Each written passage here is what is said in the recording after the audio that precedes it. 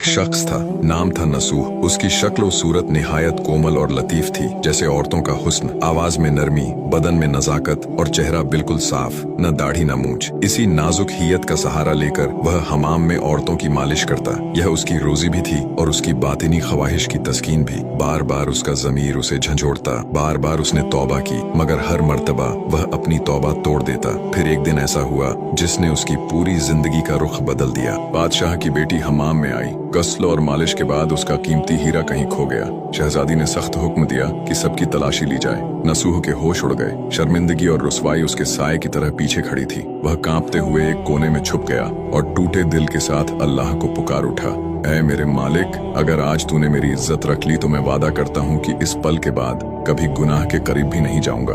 अभी उसकी दुआ खत्म भी नहीं हुई थी कि बाहर से आवाज आई, नसूह को छोड़ दो, हीरा मिल गया है। अल्लाह ने उसकी दुआ कबूल फरमा ली। नसूह की आंखों से आंसू बह निकले और दिल सुकून से भर गया। वह खामोशी से वहां से रुखसत हुआ और समझ गया कि अब इस शहर में रहना मुमकिन नहीं। उसने अपनी सारी नाजायज कमाई मिस्कीनों और यतीमों में तकसीम कर दी और एक सुनसान पहाड़ी पर जाकर अल्लाह की इबादत में डूब गया। वहीं एक दिन उसने एक भैंस को घास चरते देखा। उसने गुमान किया कि यह किसी चरवाहे की है और जब तक मालिक न आए वह उसकी देखभाल करता रहेगा। कुछ दिन गुजरे कि एक काफिला रास्ता भटक कर वहां आ निकला। काफिले वाले